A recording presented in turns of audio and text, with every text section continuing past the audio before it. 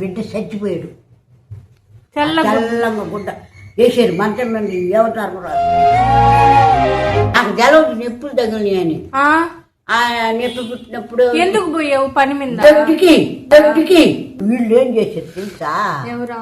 మా అత్త మా మామ వాళ్ళు ఆ బిడ్డని నాకు చూపించకుండానే బిడ్డ నచ్చిపోయి పూడిచిపెట్టేశారు.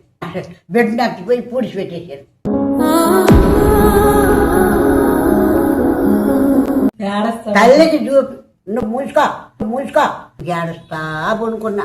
బిడ్డని చూసుకుంటే బాగున్నాడు. ఇల్లు మంచం మీద కూర్చోకూడదు. ఆమె చాట్లో ఒడ్లు పోసి ఆమె నా బిడ్డనెత్తి చాట్లో పెట్టారు. ఆమె నా మెరపడి కూడి ఏమి తాగలేకే నెత్తి బంక పడింది.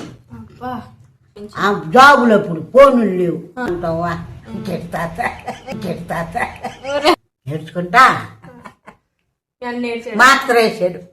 ఆత్మకూరి పోయి మాత్ర తెచ్చేసాడు. అప్పుడు దాకా ఊరేగా నీకు? అప్పుడు దాకా ఊరేలా. అందుకే నీకు మీ అన్న అంటే అంత ఇష్టం. బోలు జాకే అవ్వ ఏం చేసిందా రాళ్ళగుంటలో ఒడ్లు పోసి ఎగదయ్యమనేది. ఒడ్లు అప్పుడే బాలింతనే ఆమె చెరిగిచ్చేది. నీళ్లు లేని మనిషి ఒడ్లు జరిగితే ఎట్టుంటుందా గుణం వచ్చేసింది. అంటే ఫిట్స్ వచ్చింది.